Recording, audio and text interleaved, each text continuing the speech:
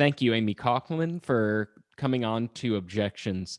Just want to start right into it. And you had been telling me earlier about an incident involving your child and Derek Chauvin. Can you tell me what happened? I can. So I have two children. One is currently was at the time 12. The other one was 8, and they both have special needs. My 12-year-old at the time was experiencing a mental health crisis and needed. I made the decision that we needed to reach out for help, possibly to intervene in the crisis, but also to ultimately transport them to a mental health facility because they had reached a point where they weren't safe. And so I called the Minneapolis police. And what had been happening was my older child has autism, bipolar disorder with psychosis, and a number of other diagnoses. And at that point, they had become dysregulated. It was an incident about taking their medicine at night and whether they were taking their medicine with a certain brand of juice. And that's not atypical for that particular child to become dysregulated over, although in the context, they were already not well with their bipolar. At any rate, they became dysregulated and they pulled out a knife and attacked myself and my younger son with that knife, and did end up causing some injury. And then eventually I was able to get the knife away, and they found a pizza cutter and stabbed the door with that. So that was the context. And what I did was, it's kind of routine, unfortunately, for crises. We have a pretty small house, but there's a front part and the back part of the house.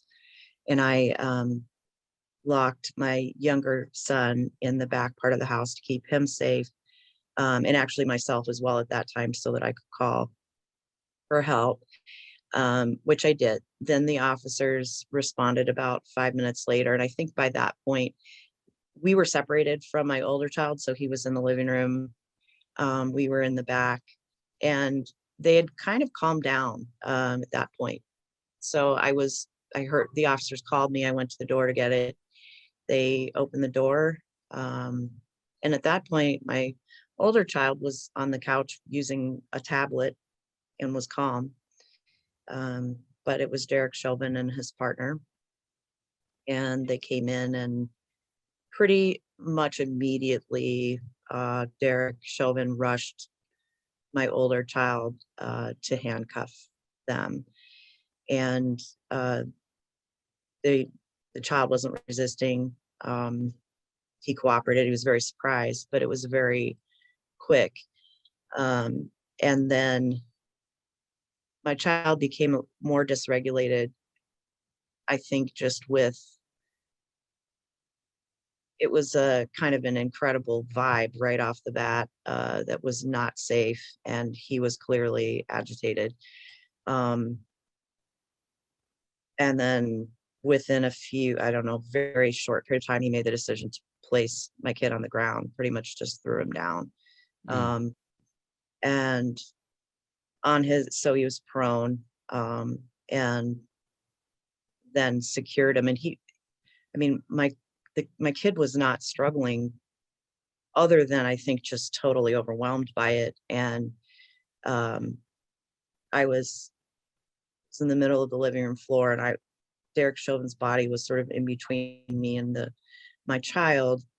So I couldn't exactly see, but he had placed his knee on his back and close to his neck, if not on his neck. And at that point, my child was just screaming, "Mom's," screaming. And I was pleading with him, "Please, he's sick. Please, he's not resisting. You're hurting him. Please get off of him. Please let him up. You had said that your child was screaming. What was your child saying? He used to call me mommy at that point. He was like, "Mommy, you know, why is he doing this? I'm sorry. Let me up." Um, I could hear he was having trouble breathing. And I'm a pretty fiery person, and I speak up when I need to. And I feel like I was being articulate and trying to be respectful of the officers in the position they were in.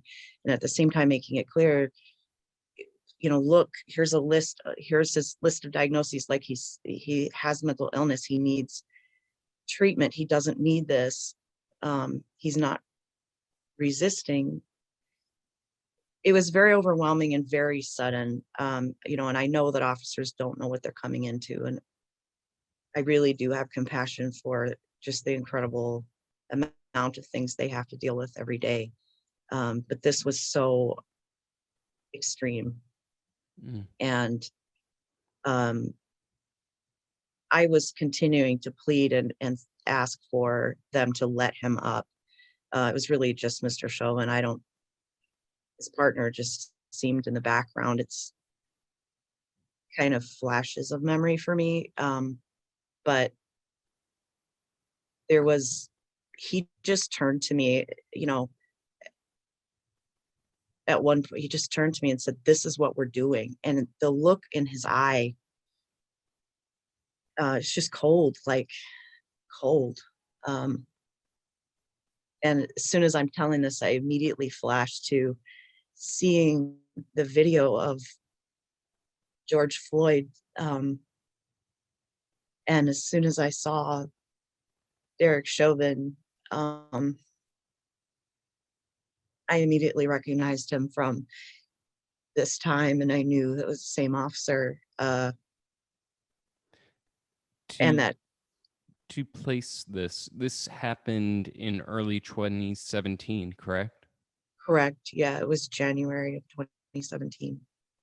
And Uh, so you made the connection after George Floyd's death of who Derek Chauvin was? yeah, um, I didn't I didn't know him by name. I don't think that he's been to our house before or after in dealing with any of the crises that we've had, with the autism and the mental health stuff that my children both struggle with. Um, it was just, I saw the video, and I saw it pretty quickly after it was released, but within 12 hours, I think, of his death, and absolutely horrified, first and foremost for Mr. Floyd and his family. But um, that is when I made the connection Mm. that it was my son, my child. So,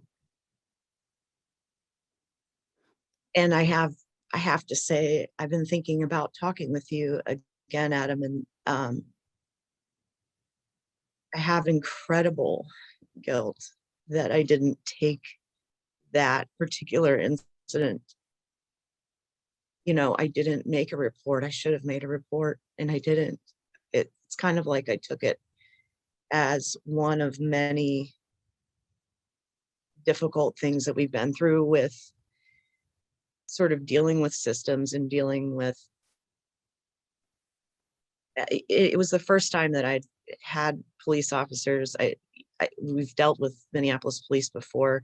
We've had some officers who were just fantastic working with my child. I mean, they knew him in the neighborhood. They knew our family to some degree. And, you have some people that are just incredibly, you know, empathetic and are really trying to make the situation better and de-escalating right off the bat. And this was so very, very different. And I can't explain why I didn't push it then, other than um, I just thought that that was par for the course, which is really ugly. Mm. Uh, but I kind of did, even though I knew it was way wrong. And I mean, it wasn't just the how quickly, like the fact that he was rushing in. He knew what he heard on the 911 or the dispatch, but when he came in the house to survey the situation, it didn't feel like he looked at the fact that the child was just sitting there on a tablet. I came out from the back, my other child was safe, and it was quiet. And instead, it was like he was in a different mode than what was happening, um, even though the reason for my call was serious. And when he was down on my child's back, it was like I was pleading with him, and the way he turned and looked at me and said, "This is what we're doing." And then I, like I said, I'm fiery. I don't back down very easily. And I felt afraid for my life and certainly for my kid's life at that moment because the way that he was responding to my words. Mhm. As we speak today, have you ever told your story to the Minnesota Attorney General's office, federal authorities, anybody? And this is your first time speaking to the press about Yes. this. This is the first time speaking to the press. Yes. What Um, made you decide to step forward? Honestly, it was random in a way.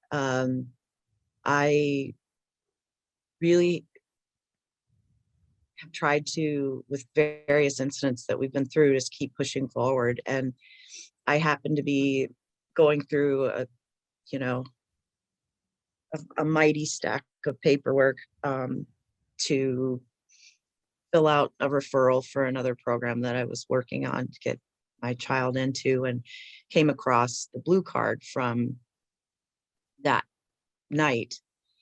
And this whole year since Mr. Floyd passed, I have continually thought back on it and thought there is some shared experience there, and it's just haunting. Anyway, it was just so I found the blue card, and it had the squad and the number, and I just quickly did a Google search, and I went, this is the same. This is what I remember. This is the same thing. Now I have the date because we've had multiple times when my child's needed to go into the hospital. So I just had never pulled those records. But I saw it, and then I the story of the other 14-year-old boy came up, and I decided to contact you guys and just say we we went through something too. Um, I I wanted couldn't stay quiet anymore suddenly. So I want to take a step back. You said that the Minneapolis Police Department were familiar, that your children both had mental health issues that they needed to be sensitive to. Can you give me a little bit of that history? sorry, you cut out just a little bit. I don't know if it's our Oh, that's connection again, fine. but I Can you heard you tell me, say, yeah, can you tell me the history of the Minneapolis Police Department's interactions with your family and their awareness of the mental health issues with your children? sure.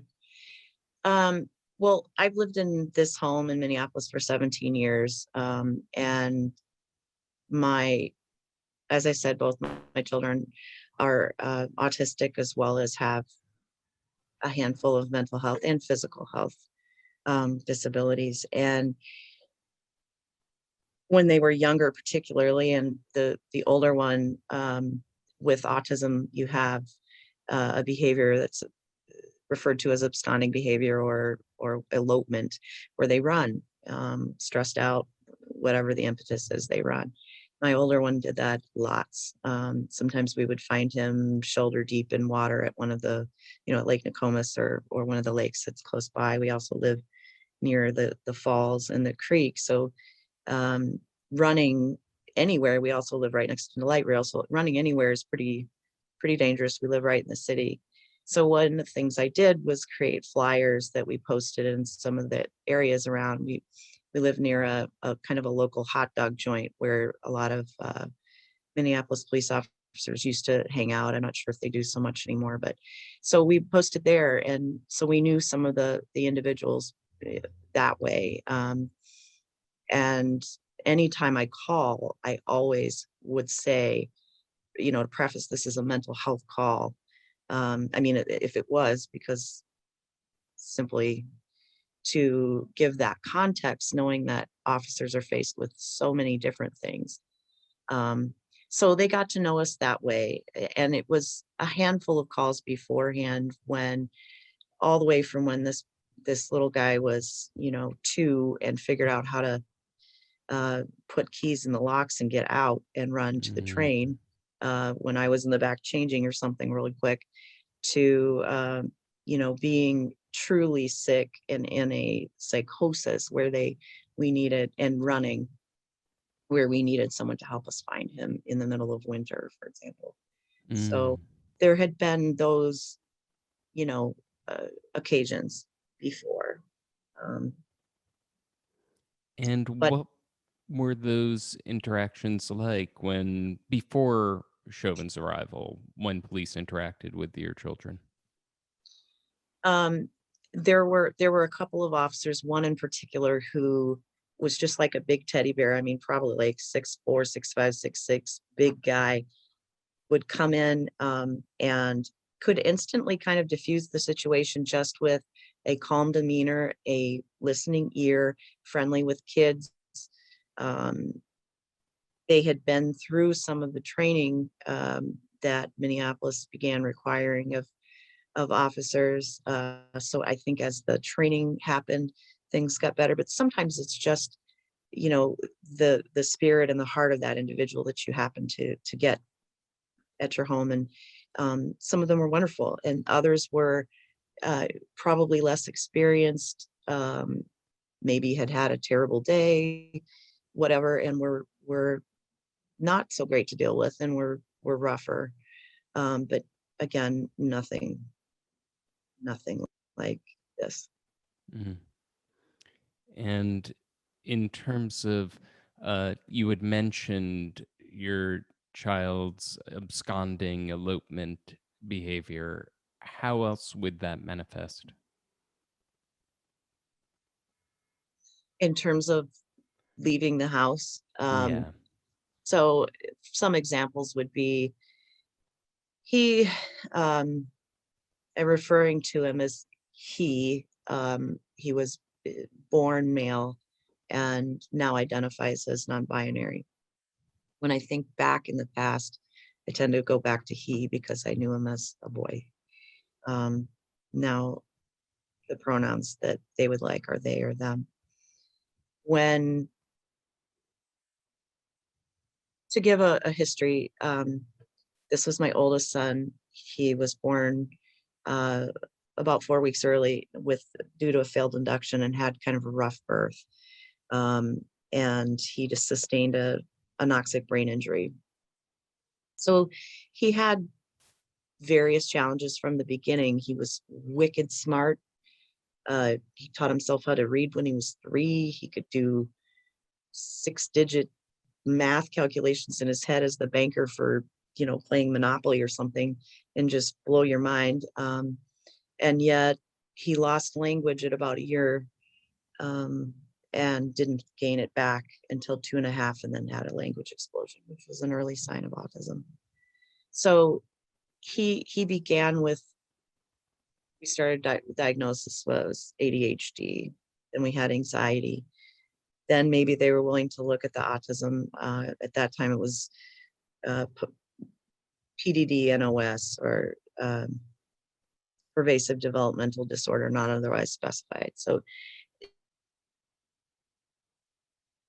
it's a very long story and a long journey.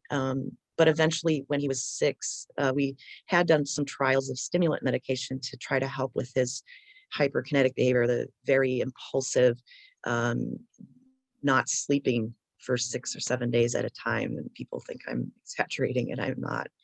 Um, eventually he went into a psychosis.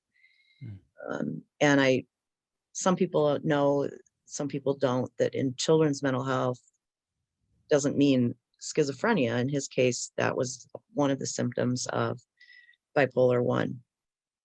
And he was hospitalized at 6. So for his first inpatient hospitalization and then he's had, I think, 9 since then. And you So had mentioned when we spoke a little bit earlier about how there's not a lot of public understanding about these issues. Your child's experiences partly resulting from a physiological injury, correct? That it started, the mental health very issues much so. started with physiological. Can you tell me about that and describe that? Yes. Yes. So we didn't know it right away, but he needed full resuscitation. So anyone that knows APGAR scores, for example, when babies are born, you hear, oh, they had 10. Well, his were 0 and 1, which means that he was basically born with no heartbeat and no respiration at all. So he had intubation, full resuscitation. And I had pulled his medical records in the early years, but several years after he was born, I was out because at that point it was an emergency C-section. I wasn't even awake. And so I didn't know all of the details of what happened, but he was resuscitated for, I believe, 14 minutes or something. So we do believe that hypoxia, or that lack of oxygen to the brain, set in motion probably a host of things that either were genetics, were, on board. And developmentally, his development has always been uneven, which is part and parcel with autism. But he's just had an array of things. So ultimately, he ended up having issues with his digestion as well, and had, I think, 6 surgeries. He had sepsis actually for 2 months, where he nearly passed. I mean, there's just been so many things. But we think that initial brain injury set in motion the mental health challenges. The autism was there, and then the physical health, and sort of that perfect storm of everything coming together, and those stressors and then traumas building on one on top of the other, on top of the other. They've been through a lot in their short life. And you have learned through your interactions with MPD that they, before the incident with Chauvin, started to institute training to try to sensitize them to the needs of autistic children and people with other special needs. Can you tell me what you learned? I learned that there was a training mandated, I want to say, and I need to look back in my research, but I feel like it was in about 2016, that all Minneapolis police officers were required to complete. It is endorsed by the National Association of Mental Illness, so NAMI, locally and nationally, and I understand that many other cities also run the training. I know that when officers would come out, they'd say, yeah, we had autism training. So they kind of just referred to it as autism training, but looking into it a little more, it combines aspects of mental health, of crisis intervention, I believe some CD or chemical dependency issues, as well. And it seemed like some of the officers really embraced it, and it was really helpful for them. I was, as a person that has a background in social work before my kids were born, I felt like it was a great step in the right direction. And And part I of, under oh, sorry, I didn't mean to no, interrupt. no, Continue. go ahead. No, I was just going to say that my understanding is that all officers are required to have that training. Did I think Derek Chauvin was demonstrating aspects of what I would expect from a training like that? No. However, when I pulled the report just recently, the way he wrote the report looks like he understood something of the training. It's written very differently than what happened. Mm. And in the aftermath of it, as you started digging up more, you saw his personnel file, which had multiple training sessions shortly before the interaction with your child, saying CIT training. Can you describe what that is and Thank you. what he was supposed to have learned? Well, I am not an expert at about CIT training. I know just a very basic overview, but um, he had received the training, I think, quite recently before he was at our home in January of 2017. Um, it should have been fairly fresh. I feel like it was in August or September of 16. So I found that interesting. The other thing that I noticed when when I requested the records from the city, um, I asked for whatever they had about that incident because I'm really at the very beginning of processing for myself, and I'm thinking about wanting to support my children in terms of just each of them is doing some trauma therapy, and I feel like this is so in my process of trying to gather information as I could about it. I asked for the body cam footage, just thinking it would be there, and I received notice a few days later that there was none. And that was odd. And when I noticed his personnel file, I noticed that it said he'd been trained in body cam footage, what they're supposed to do with it or what their procedures are or whatever. Just a few weeks before he was at our house. So at this point, I don't know. I don't know if that means there was not there. He didn't turn the camera on. I know that, as my understanding is, they all had them. All were wearing them at that point, but either it wasn't on or it was recorded. But it's you know I don't know what their storage procedures are for time. Um, but at any rate, we don't have that. So I have my memory, and my child has their memory. Mm. And your child, the Derek Chauvin's the most famous victim of Derek Chauvin, uh, George Floyd, was black. It started a national movement for Black Lives Matter and awareness of police brutality and other issues. Your child is white, correct? Yes, And do you think the interaction could have been resulted differently if your child were black or Latino? absolutely.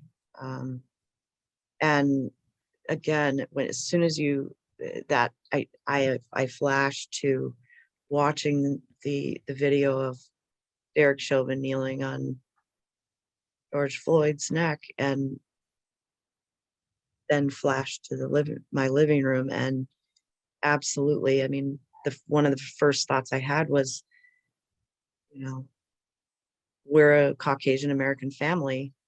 Um, is that why I still have the honor of my child being here? I don't know. Mm. You said also learning that a 14-year-old is another alleged victim of Derek Chauvin, that in fact, Derek Chauvin has now been charged, in addition to the state murder charges that he's now convicted of. He's charged with federal offenses, including brutalizing a 14-year-old by allegedly hitting him on the head with a flashlight. And this 14-year-old also said that uh, the child can breathe. When you learned about that, take me to the point where you said, I need to step forward. Well, yeah, when I learned about it, I couldn't wait any longer. I mean, the similarities are too great. Um, you know,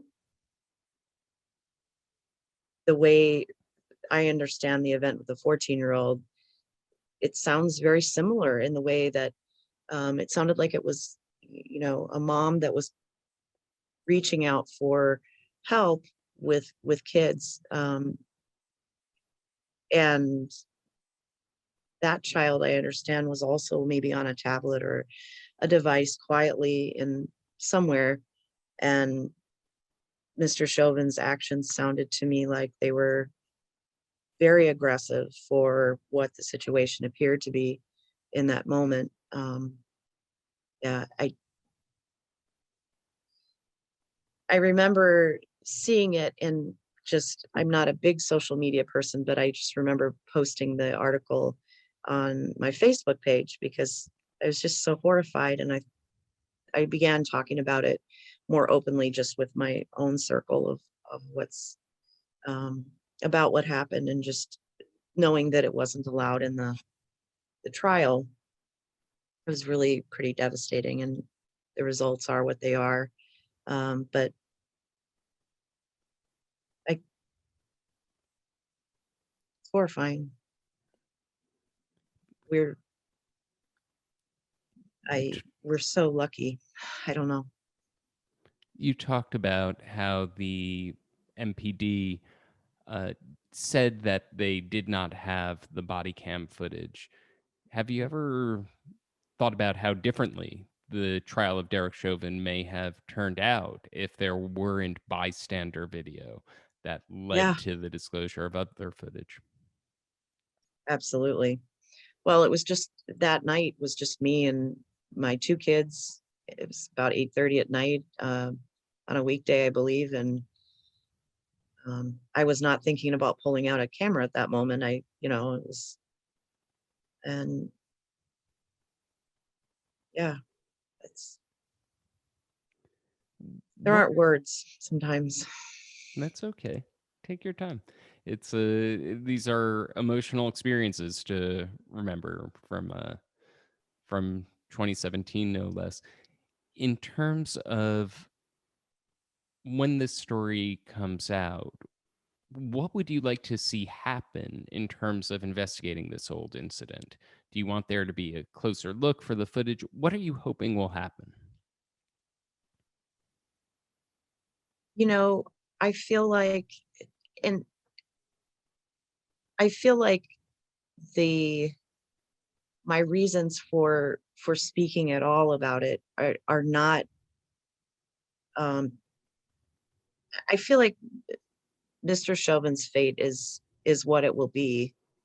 um what is really important to me, though, is, well, first and foremost, on the anniversary of his death coming up, the first and foremost, it's honoring um the Black Lives Matter movement, and what um and the racial part of policing that needs to be completely overhauled. I mean, what I would like to see, and what I hope anyone who would see our story or hear our story would take from it, is that the issues are multidimensional when it comes to someone who, for example, is struggling with an addiction, or um, struggling in an active mental health crisis. And police are expected in our current system to triage and sort of be, you know, I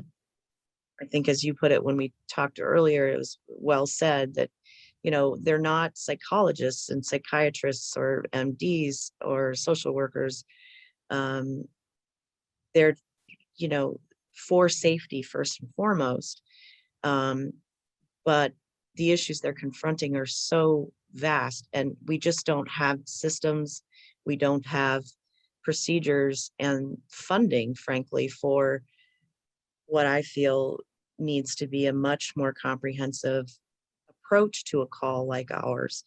um, where and I was in a position where I could say, okay, I'm saying this is a mental health issue, please help me resolve that. um, And yet we got violence,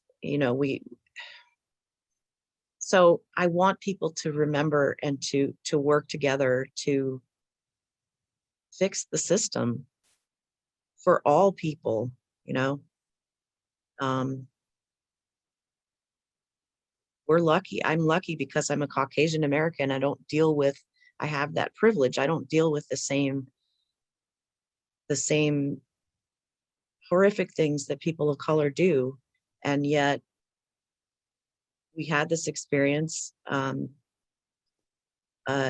some, I think, because of misunderstanding, even with a training course like the officers had, uh, it's not that simple. It needs to be a complete overhaul and a complete systemic change, not only in the police departments, but in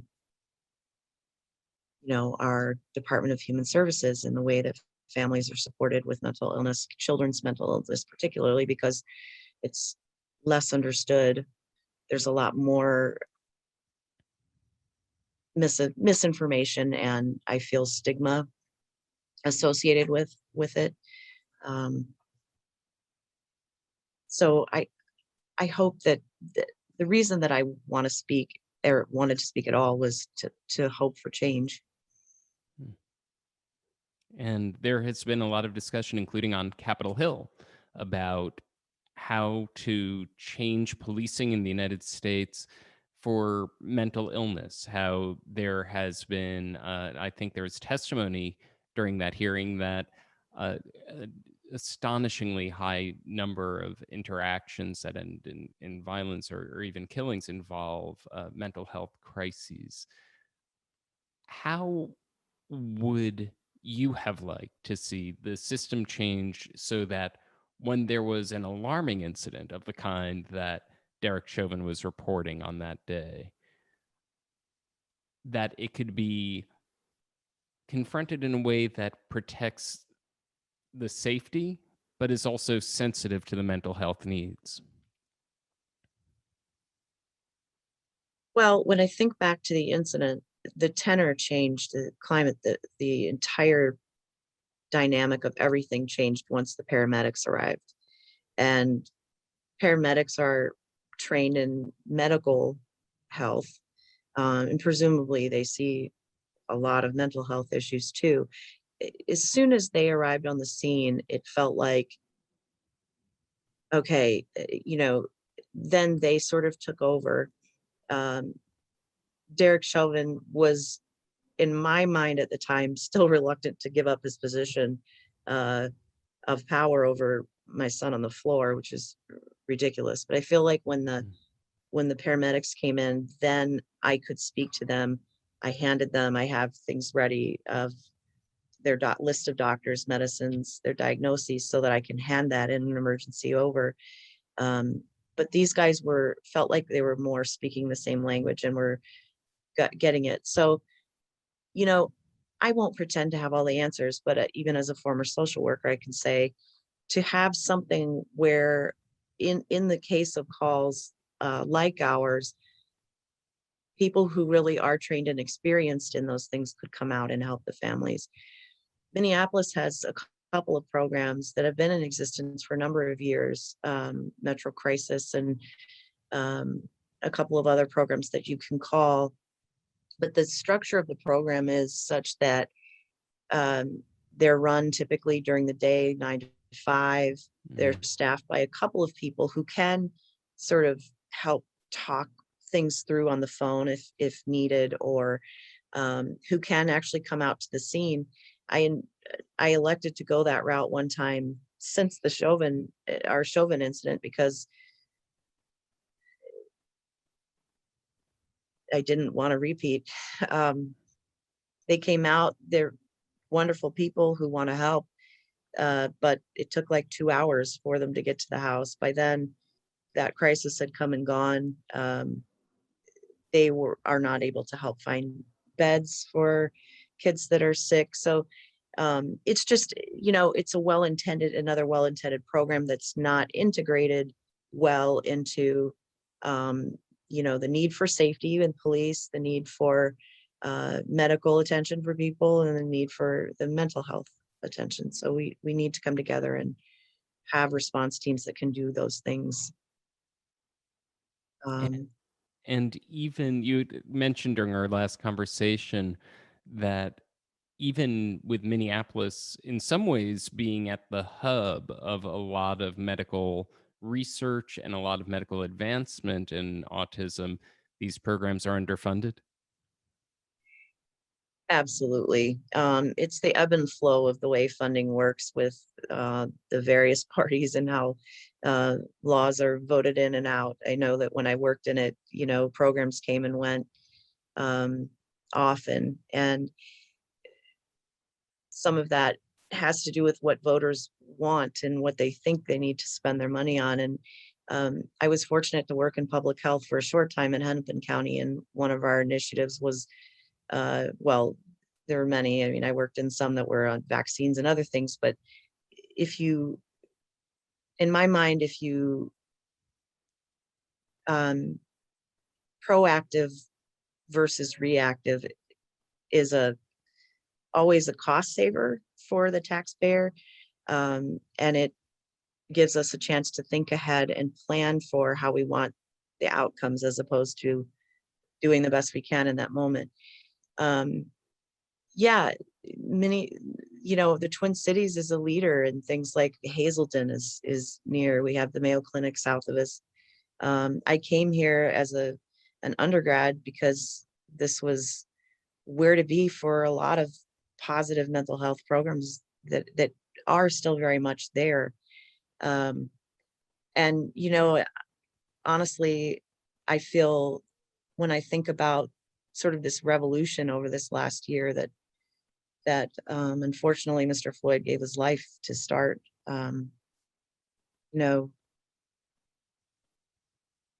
I find it ironic in a way because supposedly we are more progressive here. We have been doing things a long time, and yet it just shows how much the need is there for that change.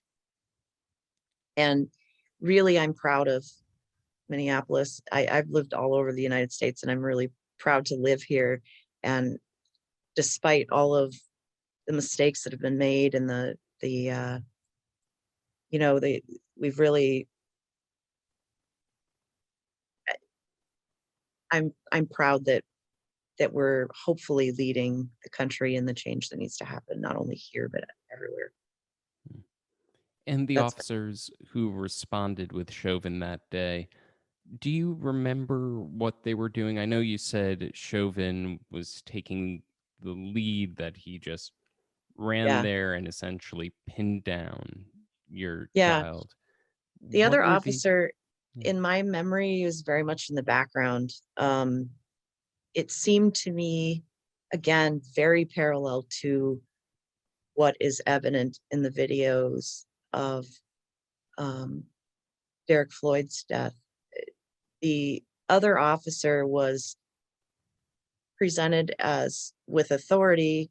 When I was pleading, when I was asking and trying to communicate what the needs were, the other officer just kind of stood there and was more silently backing him up, it felt. Or at least by not uh, stopping him or in some other way intervening was condoning. Um, Very strange. I mean, in my memory, he's just kind of in the background. Mm. And your talk to me a little bit more about your own experiences as a social worker and how it prepared you to for your experiences as a mother. It's so strange how life works that I had an early interest in medicine, and started out in school intending to be a doctor and then wanting to work more directly with people. And so yeah, I mean, I went to school in Wisconsin and came here. I had gone to high school here but came back. It was kind of like we moved around a lot growing up, and this felt like home base for me. But it was also an opportunity because of how progressive the Twin Cities is in many ways, or was, or whatever. And yeah, it's funny that um, I worked in inpatient psych. I used to run residential facilities, so some group homes and then some larger residential treatment programs for primarily adults with autism and mental illness. Um, there were fewer and are still fewer for kids. I worked in domestic violence and homelessness and a number of areas. And it's just so strange. I never would have expected that I would have two children who happen to have, uh, a number of challenges. And even as someone, I feel fortunate that I had the background and the training that I did have, and yet nothing, I would say nothing prepares a person to adequately navigate the mental health system as it is. It's enormous. It is, uh, again, even having been a worker at the county, so many programs and how to access those, how to find the funding to access those, particularly if you're not of means, which our family is of not, um, I have huge compassion for families who didn't have the background, and how it's so clear to me how so many slip through the cracks because of that. And again, that points to reform and the need to make these resources, that some of them are good resources that are available, but to make them actually have the impact they're intended to have, and to connect the people who need them most with those resources.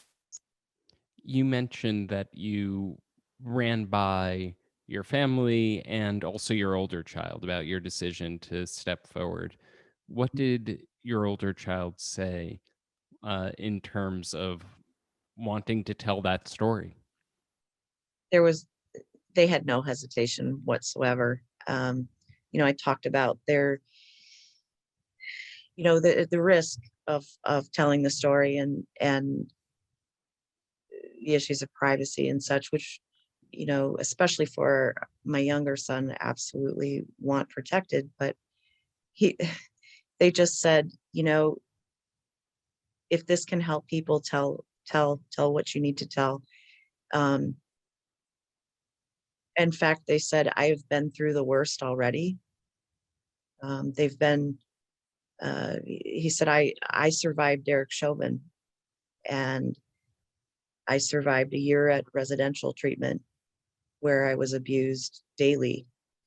He said, we can do this, Mom. And that's pretty much why I'm here, really, Mm. to honor both of my children's resilience. Thank you very much for telling your story. And I'll speak to you again very soon uh, for follow up. Thank you for the work you're doing, Adam. Appreciate it. Thank you.